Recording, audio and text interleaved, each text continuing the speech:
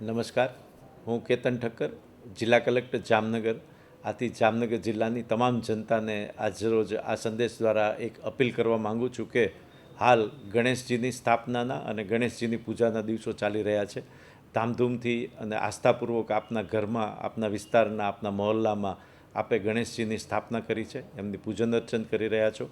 અને હાલ જ્યારે આપ ગણેશજીનું વિસર્જન કરવા જાઓ ત્યારે કોઈપણ પ્રાકૃતિક સ્થળે, પ્રાકૃતિક નદીમાં, પ્રાકૃતિક તળાવમાં કે સમુદ્ર કિનારે વિસર્જન નહીં કરતા જામનગર મહાનગરપાલિકા દ્વારા જે કૃત્રિમ કુંડોનું જે સર્જન કરવામાં આવ્યું છે તેમાં જ ગણેશજીનું આસ્થાપૂર્વક ભાવભરી રીતે અને તમામ સુવિધાઓ સાથે વિસર્જન કરવા આપને સલાહ આપવામાં આવે છે, અપીલ કરવામાં આવે છે.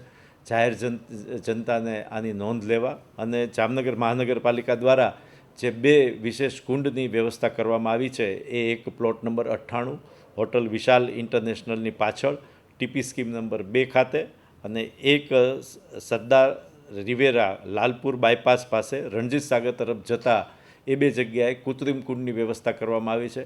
ત્યાં મહાનગરપાલિકાનો સ્ટાફ, ફાયર બ્રિગેડનો સ્ટાફ, પોલીસ બંદોબસ્ત અને ક્રેઇન સાથે તમામ સુવિધાઓ છે. તો તમામ જનતાને વિસર્જન આ બે નિયત સ્થળે કરવા માટે જ અપીલ કરવામાં આવે છે.